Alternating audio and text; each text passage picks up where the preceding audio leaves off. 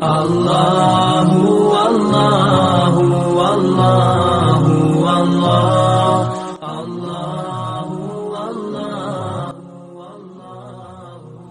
السلام علیکم ورحمۃ اللہ وبرکاتہ۔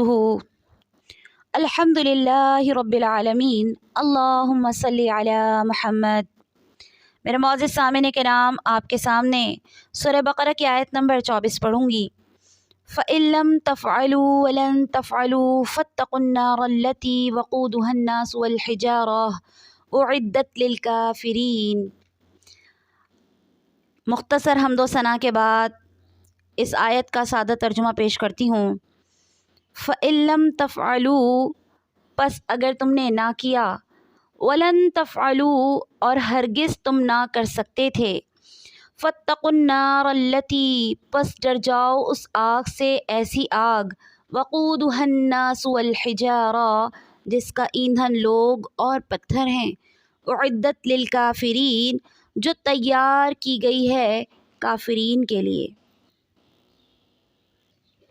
اللہ رب العزت نے اس آیت سے پہلے آیت نمبر 23 میں قرآن کریم کی صداقت کی ایک واضح آیت اتاری اور تمام جمیل انسانیت کے کافروں کو چیلنج کر دیا، جس کا جواب دینے سے وہ قاصر تھے۔ اور یقیناً اللہ رب العزت کہتا ہے فَإِن لَّمْ تَفْعَلُوا، اس چیلنج کا تم نے جواب نہیں دیا۔ یعنی اللہ نے چیلنج ان کو کیا کیا تھا؟ اللہ نے کہا اگر اس کتاب کے بارے میں شک اور شبہ ہے، تمہارے دل میں کسی قسم کی دڑاڑ ہے، کوئی وہم پوشیدہ ہے تمہارے اندر کہ کتاب سچی ہے کہ نہیں، تو اللہ نے چیلنج یہ کیا کہ اس جیسی سورہ، یعنی سورہ بقرہ جیسی کوئی صورت بنا کے تو لے آؤ۔ اللہ نے جب ان کو چیلنج کیا تو اس کا جواب دینے سے قاصر تھے، عاجز تھے، بے بس تھے۔ تمام لوگ یہ بات جانتے تھے، اس دور کے تمام ذہین فطین لوگ، کہ یہ کتاب معمولی کتاب نہیں، یہ کسی انسان کے بنایا ہوا کلام نہیں ہے، بلکہ یہ انوکھا نرالا کلام ہے، جس کے بنانے والے کے بارے میں کسی قسم کا کوئی شک نہیں۔ وَلَن تَفْعَلُوا، اللہ کہتا ہے قیامت تک تم نہ کر سکو گے، یعنی یہ چیلنج تم پورا ہی نہیں کر سکو گے۔ تب اللہ کہتا ہے فَاتَّقُوا النَّارَ، ڈر جاؤ نا پھر اس آگ سے۔ کیسی آگ ہے وہ؟ اللہ اس کے بارے میں ہمیں دو باتیں بتاتا ہے۔ یہ آگ جس کا فیول، جس کا ایندھن، اللہ کہتا ہے لوگ ہیں اور پتھر ہیں۔ یعنی جب گاڑی میں فیول ڈلتا ہے، پیٹرول ڈلتا ہے، اس کا تیل ڈلتا ہے تو گاڑی چلتی ہے۔ ہم سب اس چیز کو جانتے ہیں اچھے طریقے سے۔ اللہ کہتا ہے میرے پاس جو میری مخلوق ایک آگ ہے، جہنم ہے، وہ بھڑکتی کس چیز سے ہے، وہ چلتی کس چیز سے ہے؟ جب لوگ اس میں ڈالے جائیں گے، جب انسان اس میں پھینکے جائیں گے تو وہ مزید بھڑکے گی، مزید بڑی ہوگی، مزید چنگھاڑے گی، مزید خوفناک ہو جائے گی۔ اللہ کہتا ہے اور پتھر جب اس میں ڈالے جائیں گے۔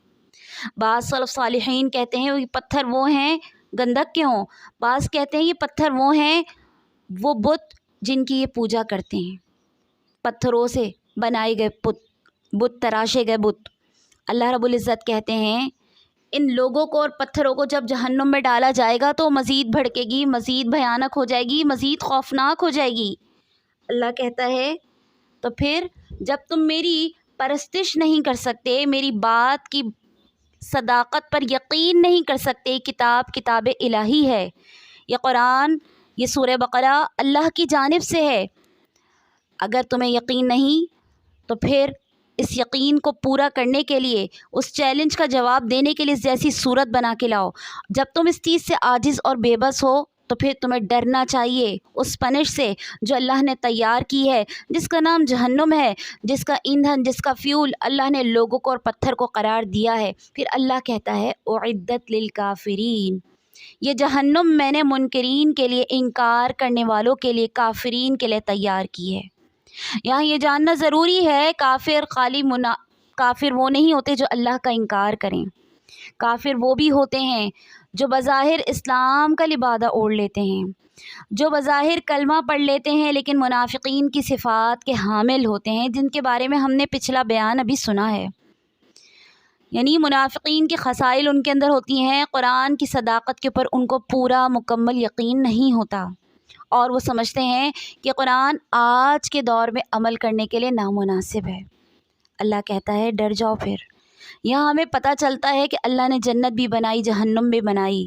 یہاں ہمیں پتہ چلتا ہے کہ اللہ رب العزت نے یہ جو پنش کے اور آپ انسانوں کو کامیابی کے لیے، جو فیضیاب ہونے کے لیے اللہ رب العزت نے ایوارڈ تیار کیا جس کا نام جنت ہے، یہ حقیقی طور پہ وجود رکھتے ہیں۔ ہمیں واقعی اللہ سبحانہ و تعالیٰ کی تیار کردہ جہنم سے ڈرنا چاہیے۔